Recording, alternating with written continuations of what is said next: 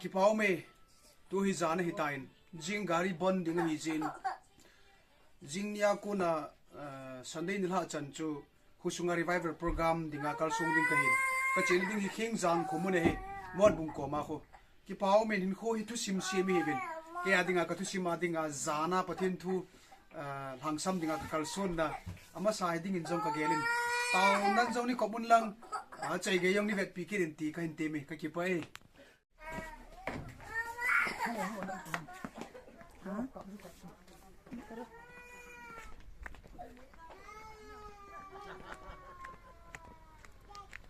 चिंता है nang sila yung tuto na Hintay sila ko am. Wala ko hura nan tante.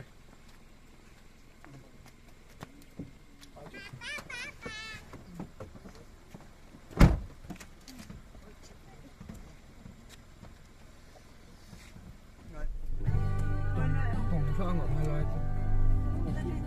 Còn đây vậy. Nó khát gồm bàn tay hết mày.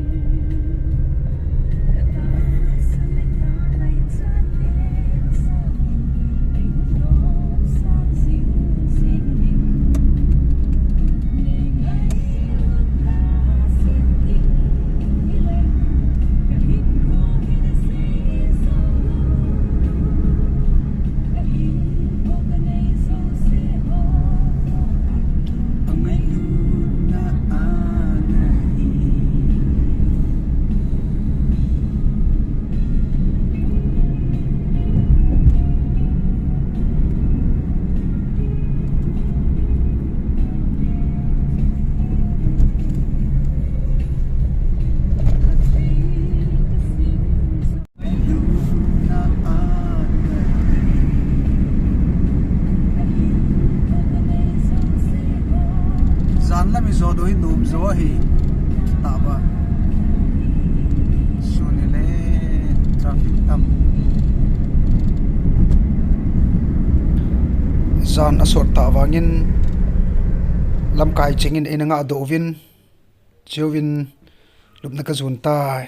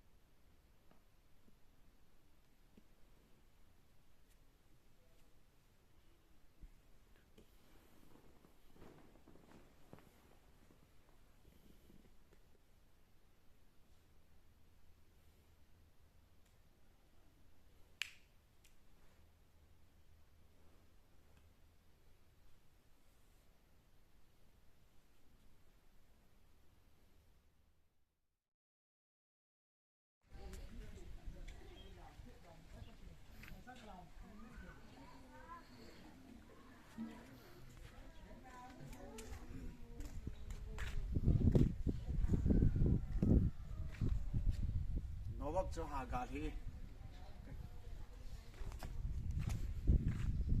KHENGJANG Christian Church KHENGJANG Gambi ti da ni Center Church ti da KHENGJANG mod bum pha ma sangao ki tau hai chu KHENGJANG village ki tiveta ki pa in en kan chai tan nu te hon me tui tai hun piun ki pa in ka don ding jong ki chai in kanawi na dom ding in camera la zin ken ka dom ka lo to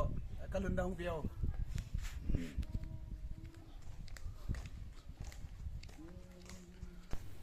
jingka in KHENGJANG hausapi chule aloi apai ti diam phep khadin nu te phep khadin ei hung viovin ningkum November achu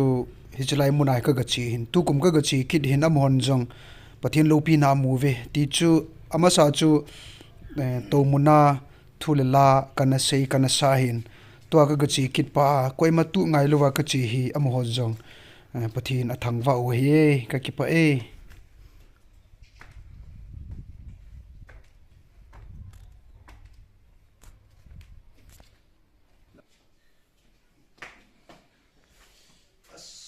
nêm cái này cùi, ORS đón đi piu hi, nè pha đón pha, apa cha nè đi ngay, apa lo sum liu wa cho sang apa cha, cái cho hiện cùi man tam ta đam thiên ding zin, nè ado ngay, pathin thu te cái toa cho ngay, chỉ KHENGJANG không muốn hi. Tunilha kona tuni hi Friday tunilha pada Sunday nilha chan khusunga revival program hi nute hon aguno hin nute hon ahagel kho hi chate hi ji taunan nin juyun tiom ka hin sein chule dam selai ki mutu kalai 7 nabon chawin suntin chibai jantin mangpha